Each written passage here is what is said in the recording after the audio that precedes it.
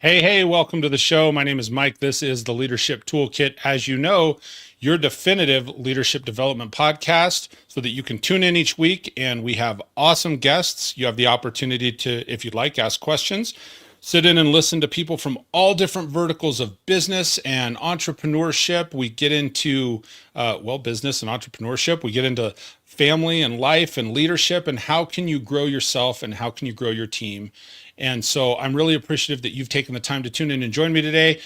As you know, we bring these awesome guests on from these different areas, and today is no different. I have the amazing Dr. Roger Gerard. He's the owner of Sloan and Gerard Consulting. It's a private consulting practice. He's been at this leadership game for over 50 years. He's done operational planning, executive coaching, management development, process improvement. If you name it in the leadership world, he's done it. I was saying right before as we were talking to him, he is a leadership badass. That's what I absolutely believe. So I'm excited to have him on the show today. And I bring to you Mr. Dr. Roger Gerard. Dr. Gerard, welcome to the show today. Thank you for having me, Mike. And I love the badass connotation. There are people who might agree with you on that. You're going to have to add it to your intro and your business cards and everything. So, yep. First off, thanks for making the time to join me today and have this conversation. I know that people will really benefit from your wisdom and your experience. I would love if you would take a few minutes here and just give us the elevator pitch. Who are you? What's your background? How did you, where did you come from in business? What's some of your leadership background? And then we're going to get into having some conversation today. All right. A good way to start. My leadership career started as the oldest child of 10 way back in Bay City, Michigan, close to 70 years ago. As more babies came along, I was pressed into service to do a lot of things in the household that I wouldn't have otherwise had to do. That took me later on in life to a 7-year stint in a pursuit of the ministry.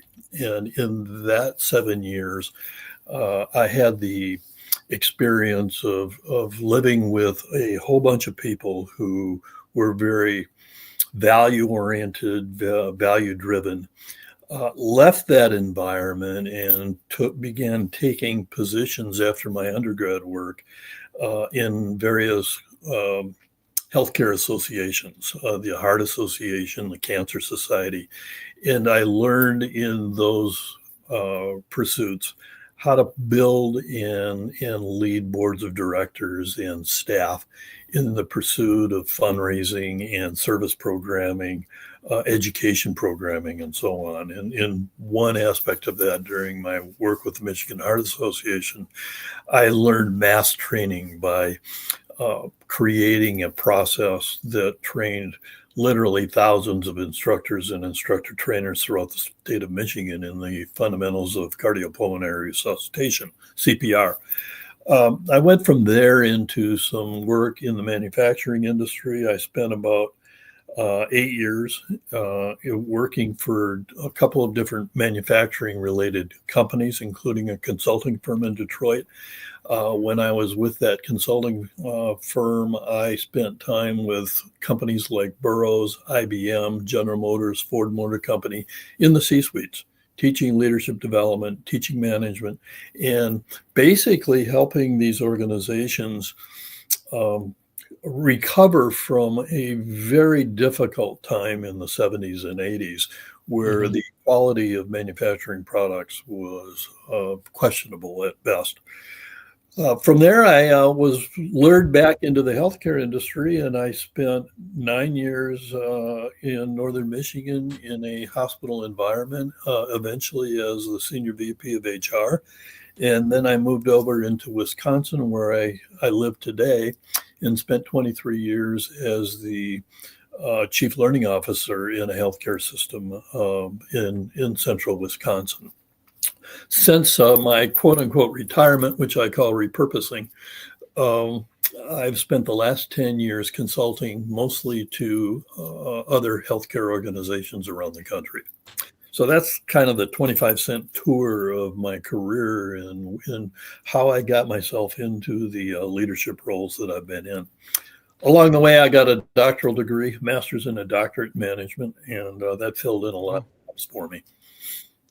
No, it's phenomenal. Super colorful career. I love like when you're talking about, hey, you were engaging with, C-suite level people, 70s and 80s, tough time, oil embargoes, all these things with in business, like that was there were difficulties to overcome. Oh, very, very difficult. If you go back to the mid to late 70s, Chrysler Corporation and General Motors literally had thousands of vehicles sitting in parking lots that they could not sell.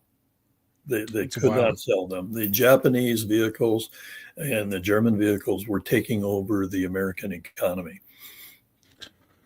So I want to steer this because you sent me a few ideas beforehand, and sure. I want to dive right into this because one of the things, like, that was a tough time in American history when it comes to business and leadership. My perspective, I think right now we also have some division politically. U.S. there's some tough time and some negativity traveling around in business and in other areas. Social media comes into that. And one of the things that you sent me, and you said, hey, let's talk about dealing with cynics and apathetics and naysayers in the workplace. And so the reason I bring that up, and I just dive right in like this, Roger, so is because I think it's very easy for the outside world to affect what is, coming inside the business or sometimes inside us. And so when you stated that and you said, hey, let's talk about dealing with cynics, apathetics, and naysayers in our workplaces, where do you start? Can you frame that up for me, and let's just talk about that? Yeah, let's start at the beginning. Most people in the workplace today probably would not define themselves as being cynical, apathetic, or naysayers. They never would. They're not going to define themselves that way. But the symptoms are clear when you begin trying to make change in the workplace. What we have to start with is we live in a dynamic world. That means that things will always change. A static environment is a dying environment. Things are always going to change. And therefore, the professionals in the workplace today have to be prepared to adapt, to change, to do things that they haven't done before, and maybe do some of the things they have done before in different ways. Yes. Organizations are constantly pressed to improve productivity, improve profitability, improve the quality of their products and their services. None of that's going to go away. As consumers, we want companies to do that.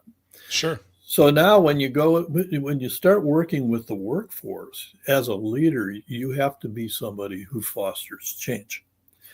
Okay. Too many leaders are untrained in how to go about doing that. And so what we have today is a world in which leaders try to push change instead of pull change. And there's a big difference between pushing and pulling. When you start pushing, you're liable to be pushed back. And that's the beginning of the cynicism, the apathy, and the naysaying. Sure. Because when you're pushed back, you're going to push harder. And that push-pull dynamic is alive and well in most of us in the American society, and maybe in the larger humanity. I can't speak for all societies, but I live in this one, and it's very alive and well in the American society.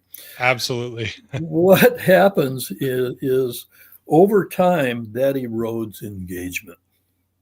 People come to work, particularly people with professional backgrounds. People come to work wanting to make a difference. They want to help, and they've been trained to do things in certain ways along certain areas of competency.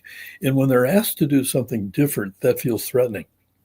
That feels like a push. And what happens when we use push is people turn the switches off. They start saying no. They might not say it overtly because that's job threatening, but they'll say no in other ways, non-threatening. How do you mean? When you they'll shut off. No. They'll stop communicating. They'll go underground. They will criticize behind the leader's back. They will soft pedal some of the changes. They will procrastinate. They might not even show up for work a few days a week. Things will happen that will start to foster delays and a slowdown in the change.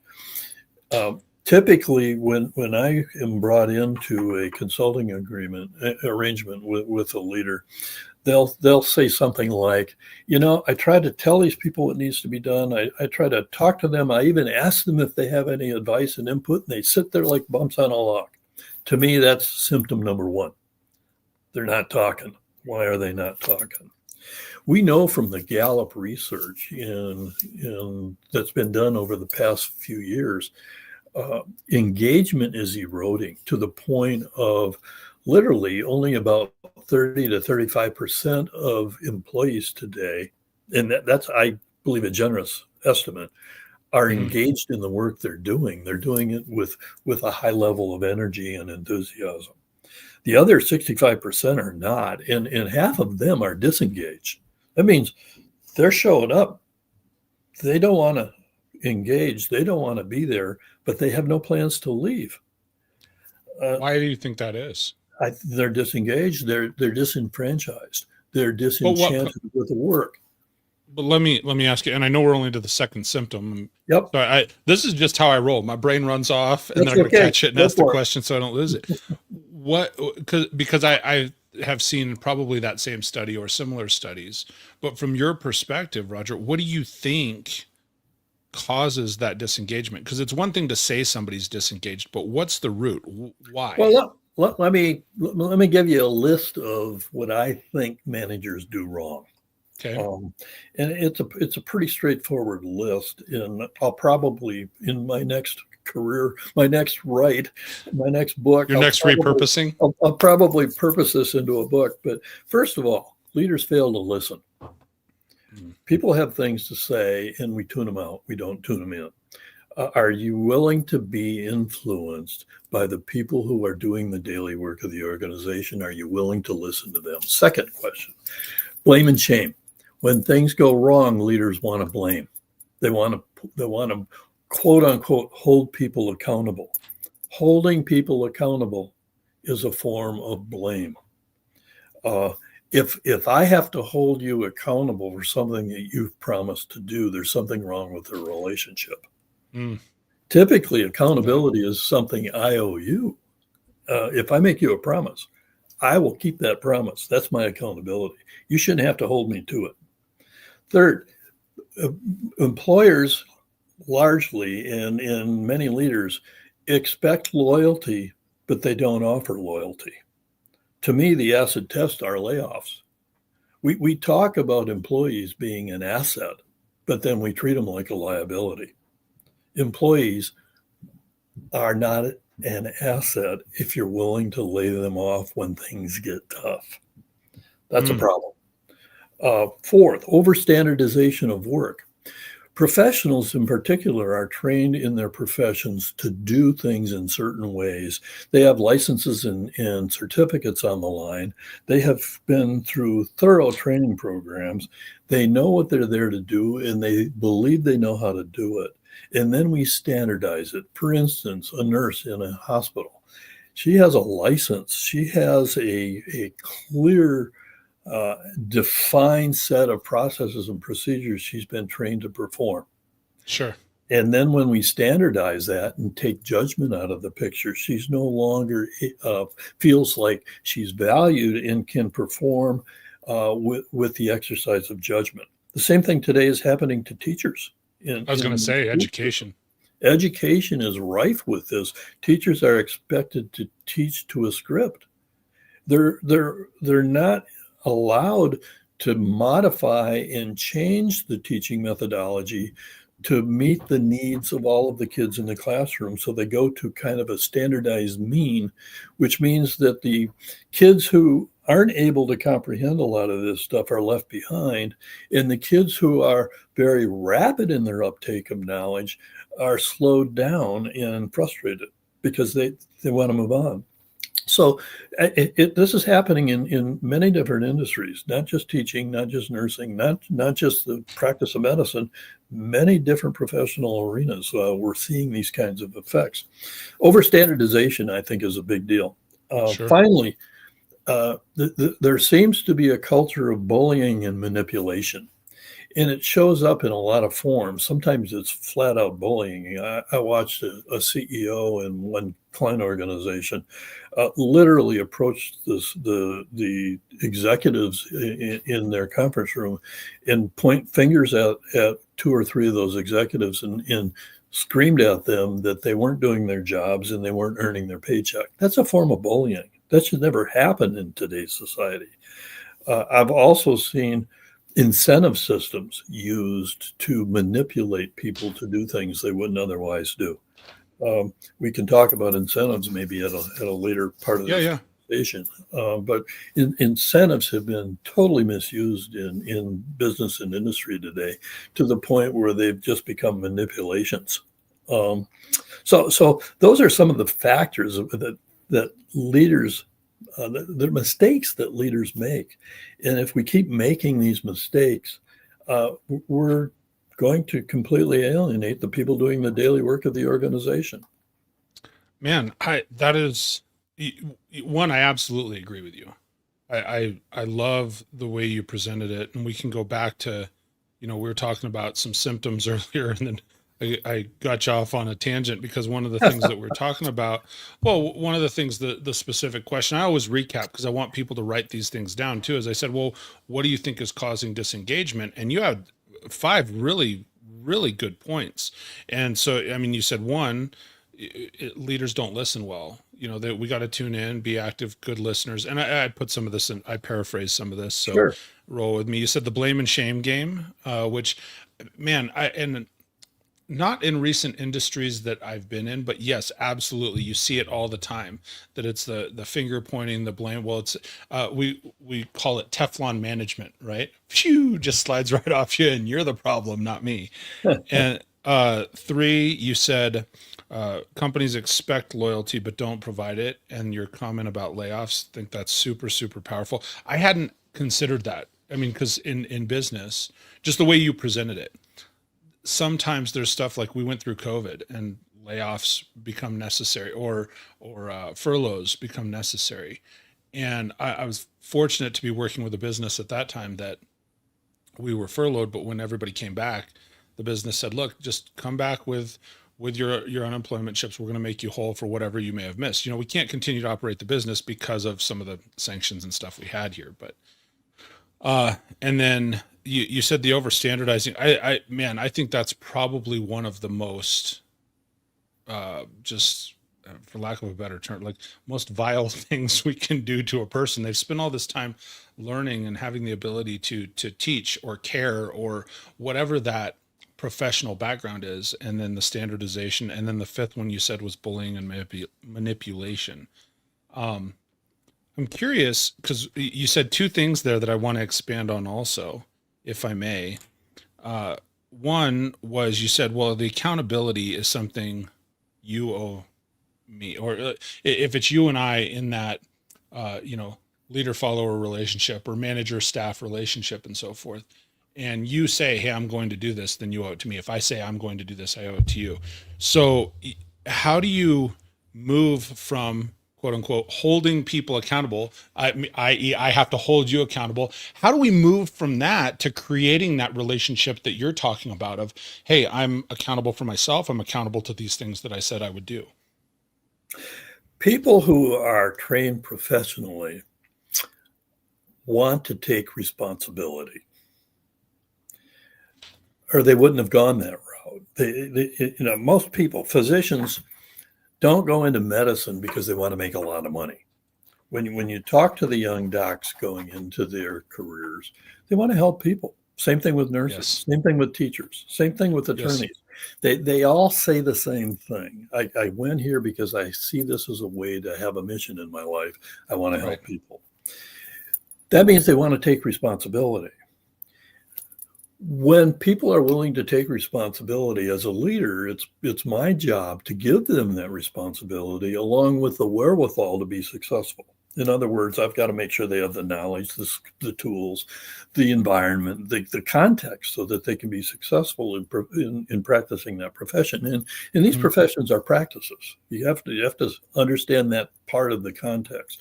People are practicing, and in any practice, you're going to make mistakes. Things are going to go wrong. That's the nature of practice. Right. So all of that context is important. Once somebody takes responsibility, they also assume that they have the authority to act. Now, one of the most cruel things you can do to a professional is give them a responsibility, but then micromanage them.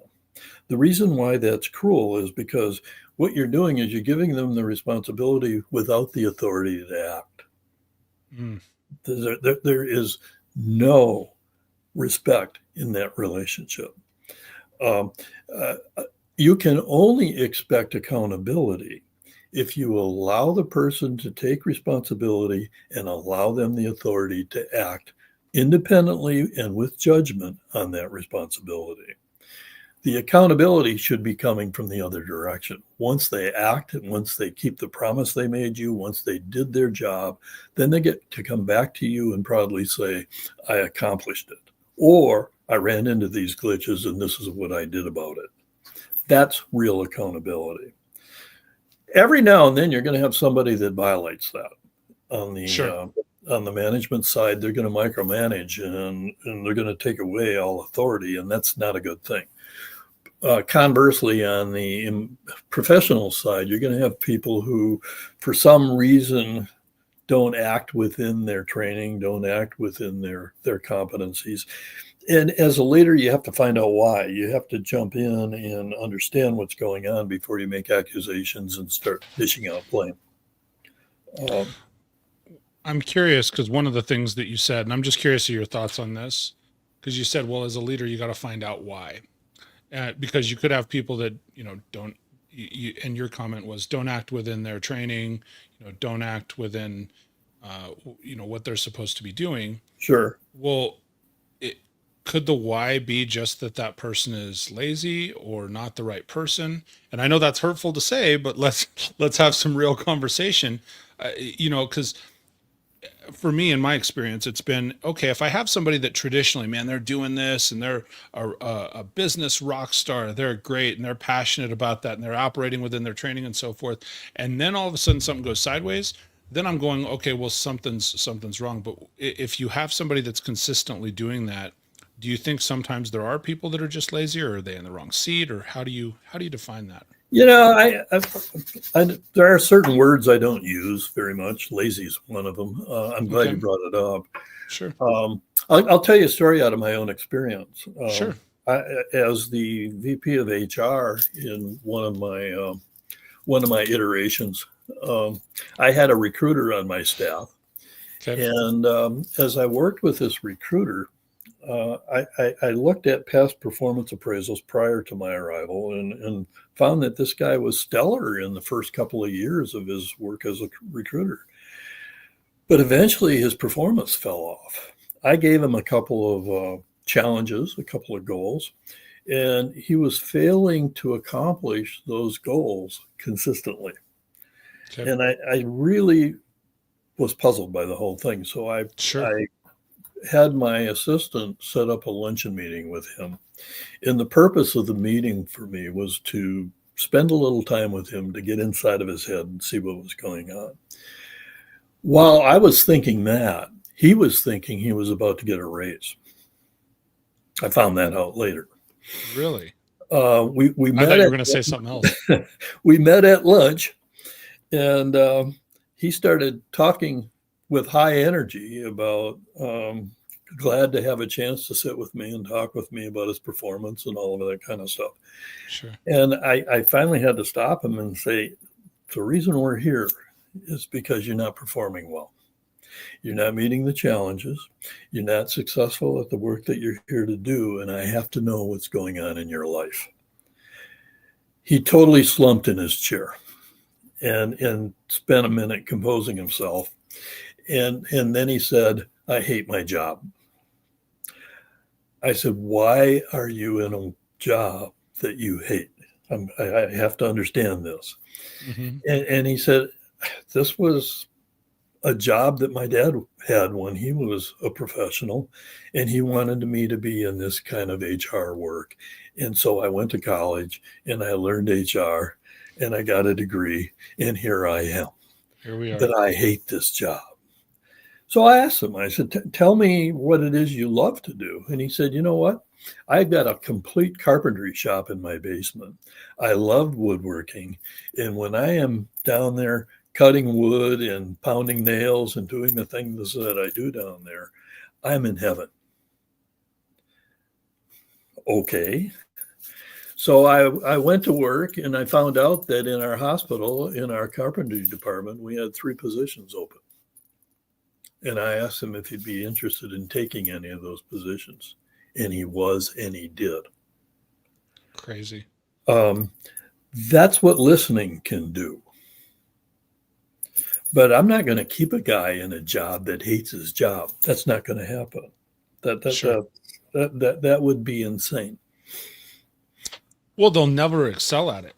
What I find interesting is you're saying, hey, the hospital in the carpentry department. So it's crazy. One, I wouldn't know a hospital would have a carpentry department. And it's a full service. Well, and two, here's the thing that's so wild is like when you're talking about somebody in, you know, carpentry or some of these professions that would fall under trades at this point. There was probably, like you said, hey, there's 3 spots that are needing filled because there's probably a lack of people that have the necessary skill and have the desire. Because often you'll have one or the other, right? Hey, I have the skill, but that's not really my thing. Or I have the desire, but I don't have the skill, right? Exactly. We were in another situation, just another anecdote, where we sold a large chunk of our business to another company. Okay. But they didn't buy the people. They only bought the name of the company and the files of the company and the customers of the company. They did not buy the employees of the company. So I had 250 people sitting there that we had to figure out what to do with. In some of these corporations you're working in are large enough where you can do something like this. But we turned the HR department into a complete placement office, and we found positions within the organization for almost 90% of them and positions outside of the organization for the other 10%. Wow. Nobody was laid off. Everybody landed on their feet. It took about 6, maybe 12 weeks for a couple of them, but for the most part, it was pretty straightforward. And the people who left the organization spoke highly of us. I think that's always key too. When people are, you know, when it comes to leadership, management, business, in those organizations, you know, how are the people that you're growing when they're leaving and they're going to grow themselves, you know, how do they speak about you? I think that's actually a really powerful statement, because if they're still speaking well of the business, they're speaking well of the leadership. Yeah. That says a lot about the way a business is run and so forth. I always get ahead of myself, and then I realize when we're like halfway through the show, a couple things. So especially if people are listening, if you're listening online, certainly we have this on video on YouTube and Spotify. The show is available on iTunes and Spotify and anywhere that your favorite podcasts are. Make sure, if you want to connect with Dr. Roger Gerard, and we're not done yet, I just realized I needed to put this up, but that's how I roll. It's my show. So make sure to go and check out Roger Gerard, rogergerard.com. That's ROGERGERARD.com. You can also connect with Dr. Gerard on LinkedIn. If you look for Roger Gerard, you're the first one that came up for me. We have some mutual connections, so go figure. But you can also type in linkedin.com/n/ROGERG2, and you'll be able to find him that way. So one of the things that stood out too, and I love this, I think while we're talking about this and all these keys of, you know, determining the symptoms, making sure to listen, be an engaged leader, be an engaged, you know, business. You have a relatively new book out, correct? Called Leading with Purpose. When was the book released? Book was released last June. Okay. And it was a 2-year journey. A 2-year journey. So lead with purpose. And we were talking just beforehand, because we were talking about, you know, podcasts and authoring and content creation and all of these awesome things. And, you know, that's one of those things that both you and I think we're in agreement that, sometimes it's that passion project. How do you impact and make a difference for at least one person? So could you maybe expand just a little bit on your book here when you're talking about, reigniting passion and engagement for professionals, which we've talked quite a bit about. So what was the basis for that? How did you decide, hey, I got to put this out and I got to put it out right now after a couple of years? The genesis of Lead with Purpose actually is the book I wrote prior to Lead with Purpose called Owning the Room. Okay. Owning the Room is I won't call it a textbook, but it was a response to many of the retreats and training programs that I've done over the last 50 years with executive groups and management groups. And I decided in Owning the Room that I wanted to put that in place as a thought piece. And so each of the chapters is a lesson plan, if you will. It's a self-study guide to how to become an effective leader. And it's very clearly specifies the difference between leadership and management. Owning the Room is all about becoming an outstanding leader, which means transcending your management role and really moving into it, being a change agent, engaging people and bringing them to outstanding performance, individually and collectively. Mm-hmm. A lot went into that book in the way of research, focus groups, individual interviews.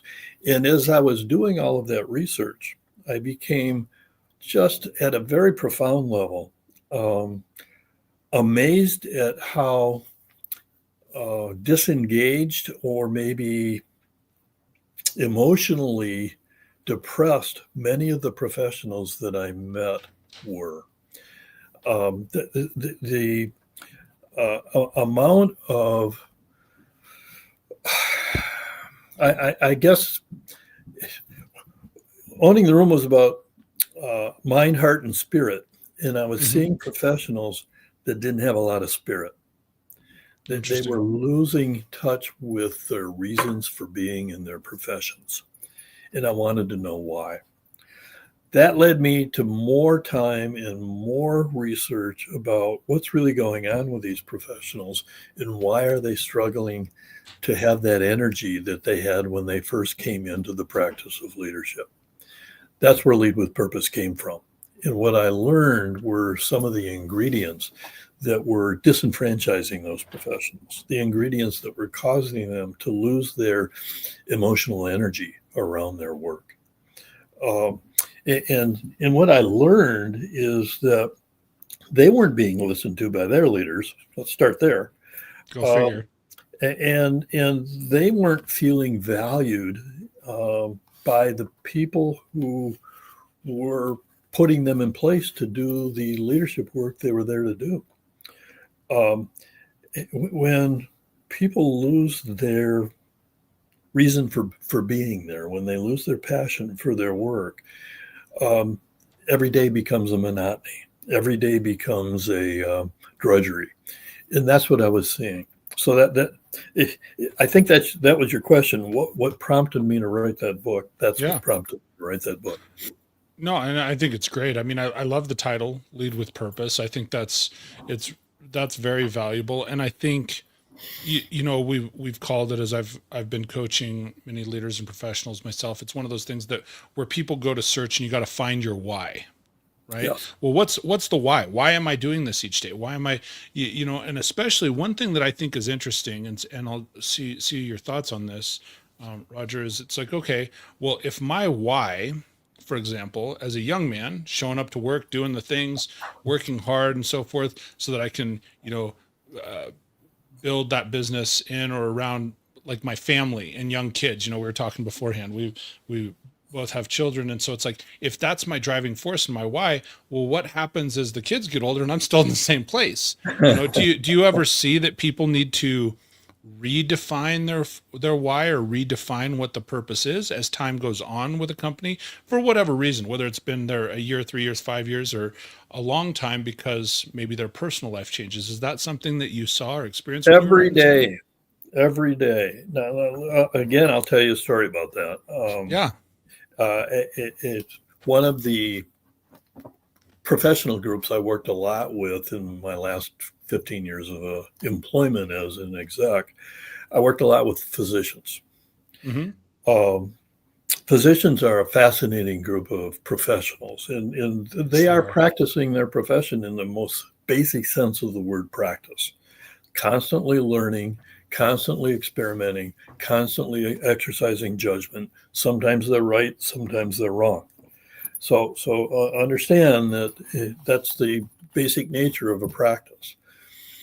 I had a guy sitting in front of me where we had done a batch of 360 feedback processes on this entire group of about 20 docs. Okay. And his self-profile was very, very positive, but his rater profiles, not so much. And so I confronted him with the profile report and asked him what he thought was going on there. And his first reaction was to be very defensive. They don't understand. They don't know what I deal with every day. And Sure. We went through that, and I listened to him. I heard him out. And then I asked him what brought him joy in his work. And he just shook his head, and he said, there's not much there. I said, what would bring you joy in your work? He said, I love to be in my boots, stomping around in the woods. I love to be in nature. I don't know why I ever went into medicine. I thought it was going to be very different than what I found. So we talked about that for a while, and we created a process for him to really dig deeper into that set of ideas. Almost a year later, probably close to 9 months later, he became a forest ranger out in a national forest in our state. He's no longer seeing patients. When he told me that he did not like being a doctor, I just stared at him for a minute. He said, what do you have to say about that? And I looked at him and I said, I never want you to touch my body. Yeah.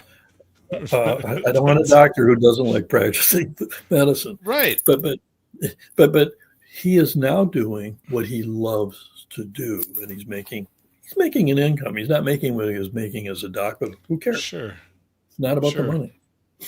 It's funny when you bring, this is where my head goes, when you're talking about, hey, if I got a doctor that doesn't enjoy being a doctor, you don't want that person, talking to you. I remember years ago, I had a mentor or manager that he was saying, when we're talking about like goal setting and so forth, and he says, yeah, he goes, when I get on the airplane, he goes, I'll always pop my head into the pilot and say, hey, where are we headed?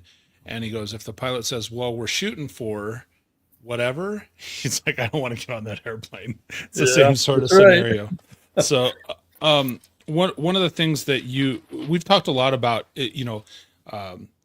professional engagement, employee engagement, people being engaged and turned on, passionate about the positions that they're in. And one of the things that you also brought up was when we were talking about, as you want people more engaged. And I don't know if you included this in your book or if this was just something that, as we were exchanging emails, you commented, you said, look, there's promises that every leader has to make to people to make sure and guarantee that, or I don't want to say guarantee, to at least generate more engagement. Maybe you'll say guarantee. I don't know. But what are those promises? Yeah. There's never guarantees. But what are those promises? What are the things the leader should do to help create more engagement in their workplace? Well, this starts with a little bit of context, first of all. Okay. We have to really understand what professionals need from their leadership. And once we understand that, we can form the promises. Okay. What professionals need from their leadership is pretty clear. And what I'm about to share with you is a product of multiple focus groups with many different kinds of professionals. So this isn't something that it just comes out of my left ear here. It's many, many different groups of people pretty much converging on the same set of things. Professionals expect to be able to do the right thing when they're confronted with the opportunity to make a choice. Sure. They're expected to, they've been trained, they've got knowledge, and they expect to be able to act on that without interference from their leadership. They expect to work in an environment of safety. They expect to be able to use their judgment and be autonomous in the practice of their profession. They expect to be able to focus on what matters most and set priorities for their own work. They expect to be involved in the decisions that influence and affect them. They expect to be compensated professionally. And they expect to be able to meet their own needs, like family, like being home for dinner at night every now and then, like being able to do the things that every other person in society is able to do. And they expect their own leaders to be present when they're needed so that they can seek out their advice and their counsel and in their approach to how things work so that they understand where they are strategically. Absolutely. When you understand what they expect, the promises become pretty easy. There are 5. Okay. Promise number 1, I will listen to you with respect and I will take your input seriously.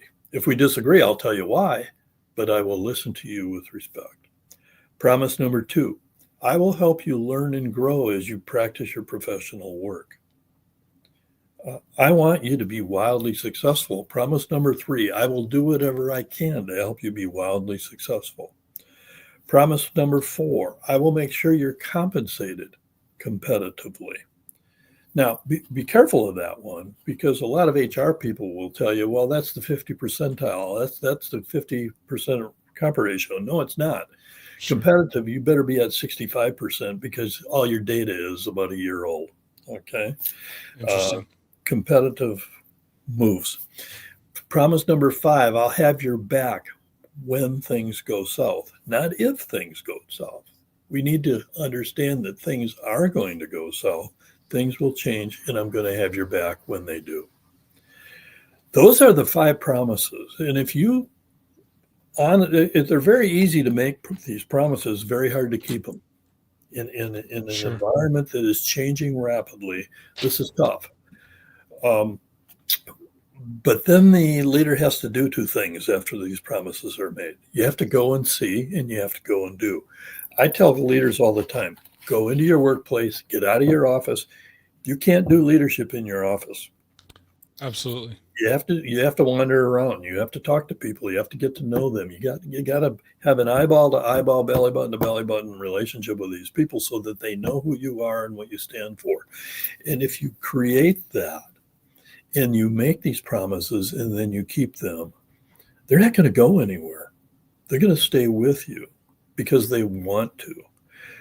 So go and see, figure out what's going on. And if you see things that will help them be more successful, act on it and act on it now. It's go and see, go and do. And for instance, I sent a group of execs out on a mission out of one training program. And these 20 people, they went out into one another's areas of work. My instructions were to go there, watch what's going on, come back and give me a report. They came back other people's areas, so it wasn't their own space. One another's areas, yeah. Okay.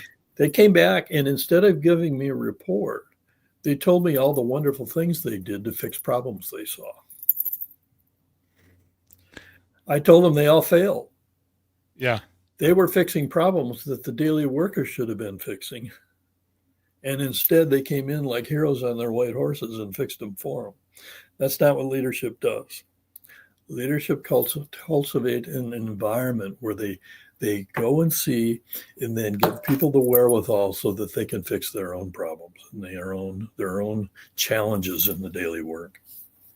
Those are the promises.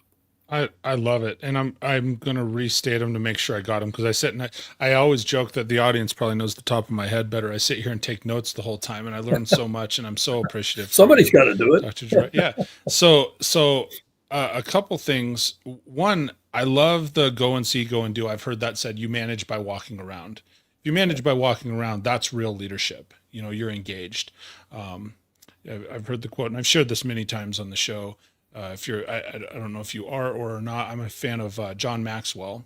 And one of the things that he's commented on in the past, he says, look, if you're a leader and you're hiking up the mountain, but there's nobody else hiking with you, or there's nobody else going with you, you're not a leader, you're a hiker, So those 5 promises, and I would encourage anyone to write this down. I think it's awesome. says that you'll listen respectfully and take input seriously. The second one was to help people learn and grow. The third one is to make sure that they're successful, in any way that you can input, make sure they're successful. Fourth one, love this, have competitive compensation. You didn't say fair compensation. You said competitive compensation. And then that last one was to have your back when things go south. And I think that one is really, in business, in leadership, it's easy to, say, oh yeah, we're just like a family here. We're just like a family. Everything's good and so forth. Actually, the 5 things that you distilled down there, that's really, to me, compensation comes in different ways when you are a family. You have the different chores, different energy, different stuff that goes on.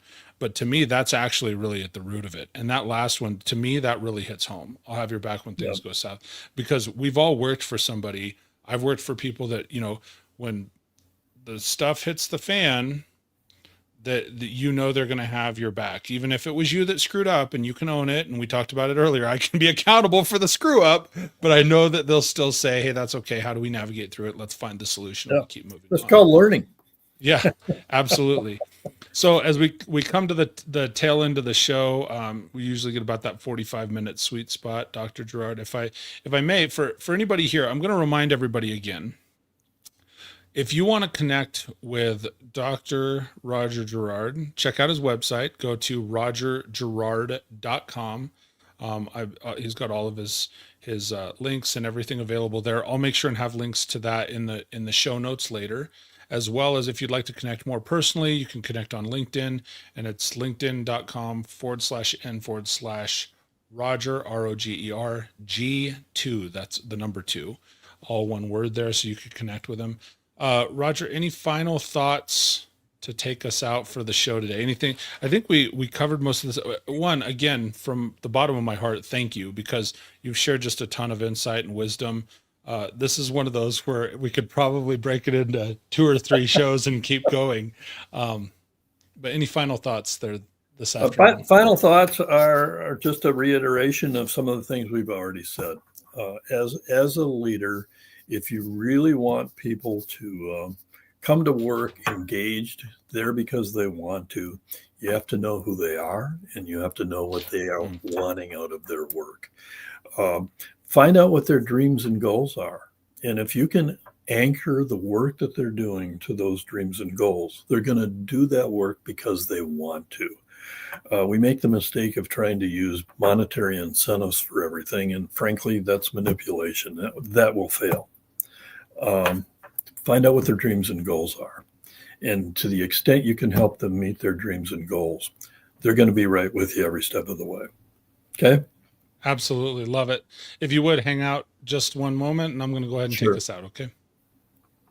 Well, ladies and gentlemen, that's going to bring us to a close for another episode of the Leadership Toolkit. Huge thank you to Dr. Roger Gerard. Again, awesome conversation. I'm always so appreciative of the wisdom that my guests bring to the show.